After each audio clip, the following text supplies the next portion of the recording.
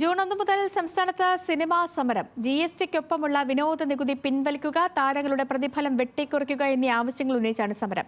Cinema സംഘടനകളുടെ സംയുക്ത യോഗത്തിലാണ് ഇത് സംബന്ധിച്ച തീരുമാനമായത്.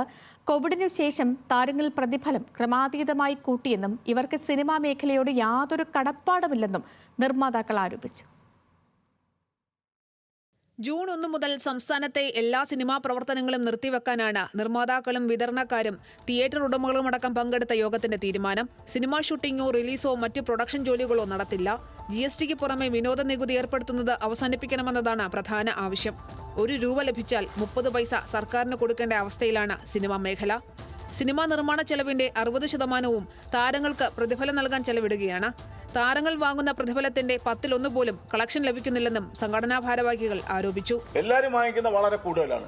ഒന്ന് ശരി, ഞാൻ ചോദിച്ചോട്ടെ, അവര് വാങ്ങിക്കുന്ന കാശെങ്കിലും തിയേറ്ററിൽ നിന്ന് കളക്ട് ചെയ്യുന്നുണ്ടോ? ഇല്ല. അതിന്റെ 10% കളക്ട് ചെയ്യുന്നില്ലല്ലോ. 1.5 പടം ചെയ്ത ആള് ഒരു പടം ഹിറ്റായി കഴിഞ്ഞാൽ രണ്ടാമത്തെ പടത്തിന് ചോദിക്കുന്ന 1 കോടി രൂപ 1.5 കോടി രൂപയാണ്. ഇത് തമിഴും തെലുങ്കും ഒന്നുമല്ല. ഈ പടങ്ങൾ ഓടി ഞങ്ങൾ ഇനിയിപ്പോ കളക്ഷൻ വെളിവിടാൻ പോവുക എല്ലാ മാസവും. OTT വ്യാപാരമടക്കം കണക്കാക്കിയാണ് താരങ്ങൾ പ്രതിഫലം കൂട്ടിയതെങ്കിൽ OTTക്കാർക്ക് സിനിമ വേണ്ടാത്ത സ്ഥിതിയാണുള്ളത്. പുതിയ ചില സംവിധായകരും കോടികളുടെ പ്രതിഫലം വാങ്ങുന്നത് നിർമ്മാതാക്കളെ കുത്തുവാളയെടുപ്പിക്കുന്ന നടപടിയാണെന്നും ഇത് അംഗീകരിക്കില്ലെന്നും പ്രൊഡ്യൂസേഴ്സ് അസോസിയേഷൻ ഭാരവാഹികൾ പറഞ്ഞു. കോവിഡിന് ശേഷം ഈ OTT ഒക്കെ വന്നില്ലേ? OTT വന്നപ്പോൾ ഇവർ കിട്ടുന്നത് മുഴുവൻ അവർക്ക് കിട്ടിക്കോട്ടെന്ന്, പ്രൊഡ്യൂസറിനൊന്നും കിട്ടണ്ട. ഇതിൽ കുത്തുവാള എടുത്ത് നഷ്ടം വന്നാൽ പ്രൊഡ്യൂസറിനല്ലാതെ ആർക്കാണ് നഷ്ടം? ഇവരാരെങ്കിലും നഷ്ടം സഹിക്കുമോ? ഇല്ലല്ലോ. അവരുടെ പടം അവരെടുത്താൽ തന്നെ അവരുടെ റെമ്യൂണറേഷൻ പോകുന്നല്ലേ ഉള്ളൂ, വേറെ ഒന്നും പോകില്ലല്ലോ അവർക്ക്. ജനുവരിയിൽ മലയാള സിനിമയുടെ തിയേറ്റർ നഷ്ടം 110 കോടിയാണ്.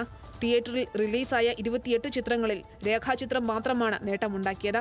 അഭിനേതാവിന്റെ പ്രതിഫലം കുറച്ചില്ലെങ്കിൽ സിനിമാ നിർമ്മാണം നിർത്തിവെക്കേണ്ടി വരുമെന്ന് ഫിലിം പ്രൊഡ്യൂസേഴ്സ് അസോസിയേഷൻ നേരത്തെ സിനിമാ താരങ്ങളുടെ സംഘടനയായ AMMA അറിയിച്ചിരുന്നു. എന്നാൽ ഇക്കാര്യത്തിൽ തുടർ ചർച്ചകളൊന്നും നടന്നിരുന്നില്ല. ന്യൂസ് മലയാളം, കൊച്ചി.